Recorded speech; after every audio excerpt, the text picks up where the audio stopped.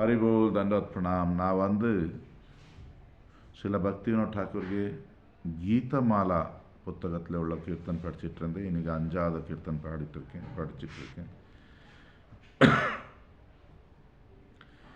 हरि हे तुम्ही सर्वगुणयुत शक्ति तव वसीभूत वदान्य सरल सुचिधीर दयालु मधुर समकृति स्थिर सर्वोत्तम कृतज्ञ लक्षणे पुनः वीर. ओ भगवान हरि, ओ भगवान हरि, உங்களுக்கு எல்லா ஆத்மீக குணங்கள் இருக்கு. எல்லா விதமான சக்திகள் உங்களை அடிமை போல இருக்கு.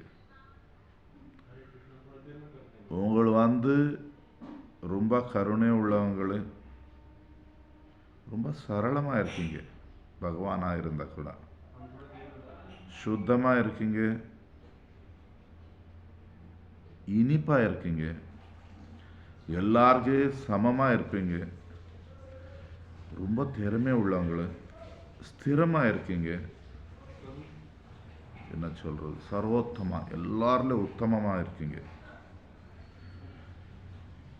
எல்லாருலேயும் உங்களுதான் உயர்ந்தவங்களு, முழு முதல் கடவுள்.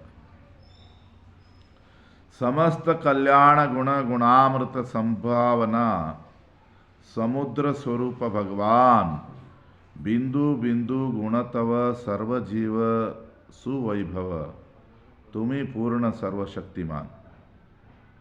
உங்கள் எல்லா அமிர்தமான குணங்களுக்கு பொக்கிஷம் போல இருக்கீங்க. உங்கள் முழு முதல் கடவுள் உங்கள் தான். எல்லா ஜீவன்களும் உங்கள் குணங்கள் ஒரு சின்ன அம்சத்தில் அவங்களுக்கு இருக்குது, ரொம்ப சின்ன அம்சத்தில். உங்கள் பூர்ணமாக இருக்கீங்க, மொத்தமாக சர்வசக்திமான், எல்லா விதமான சக்தி இருக்குது உங்களுக்கு. ஏய் பக்தி வினோத சார் कृतांजलि बार बार करे चित्त कथा विज्ञापन तव दास गण संगे तव लीला कथा रंगे जाय जेना आमार जीवन. நான் பக்தி வினோத் அவர் அந்த பணியை வச்சு நமக்கு எல்லாருக்கும் சொல்லி கொடுத்துட்டு இருக்காரு. நம்ம நமஸ்காரம் 2 கை இப்படி நமஸ்காரம் பண்ணிட்டு திரும்பி திரும்பி பகவான் கிட்ட பிரார்த்தனை பண்ணணும். ஓ பகவானே, எனக்கு முழு வாழ்க்கை உன் பக்தர் கூட நான் வாழ்வணும், சந்தோஷமாக உன் லீலைகள் கேட்கணும், சொல்லணும். இது பக்திவினோத் டாக்கூர் இப்படி ஒரு பிரார்த்தனை கீதமாலா. இதில் முதலாவது என்ன சொல்லிட்டுருக்காரு, பகவானுக்கு குணங்களை சொல்லிட்டுருக்காரு. இது எல்லா ஜீவன்லே ஒரு சின்ன அம்சத்தில் இருக்கும். பட் உண்மையாக நம்ம பகவான் லோகத்துக்கு போகணும், பகவானுக்கு தாசனாகணும், நேரடியாக பகவான் சேவை பண்ணணும். அந்த ஆசை இருந்தால் இந்த குணங்களும் நம்ம வாழ்க்கையில் கொண்டு வரணும். இந்த குணம் இல்லாமல் அங்கே போக முடியாது. உதாரமாக இருக்கிறது. உதாரத்துக்கு உதாரணம் கொடுத்துருக்காரு மரம் போல. மரம் தனக்கு பழம், பூ, இலை, மரத்துக்கு என்ன இருக்குது, நிழல் எல்லாம் வேற. உங்களுக்கு தான் வெயில், அப்படி பரோபகாரமாக இருக்கணும், உதாரமாக இருக்கணும். ஒரு பக்தன் சரளமாக இருக்கணும். பக்தன் கபட்டம் இருக்கக்கூடாது, சுத்தமாக இருக்கணும். சுத்தம் வேற சோப்பு வச்சு வெளியில அல்ல, உள்ளே இதயம் கூட சுத்தமாக இருக்கணும், சாந்தமாக இருக்கணும். ரொம்ப இதால வேறு ஜீவன்கள் மேலே கருணை வைக்கணும், அந்த மாதிரி இருக்கணும்.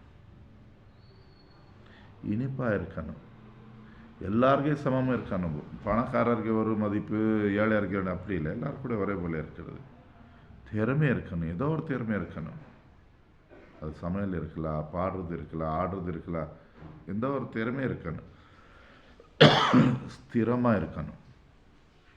இன்றைக்கி ஒரு டைப்பு 6 மாதம் விட்டு அப்படி இல்லை, எப்போவுமே ஒரே ஸ்திரம்.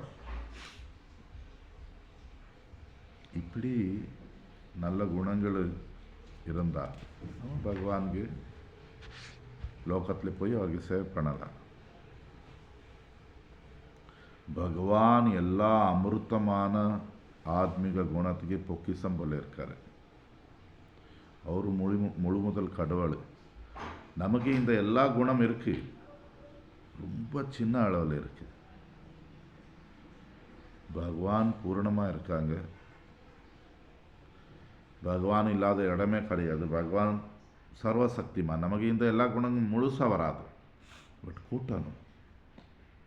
அதே போல் நமக்கு எப்போவுமே ஆசை இருக்கணும், நம்ம பக்தர் கூட இருக்கிறது. பக்தர் எப்படி இருப்பான்? எப்போவுமே பகவான் லீலைகளை சொல்லிட்டு இருப்பான், இல்லை கேட்டுட்டு இருப்பான்.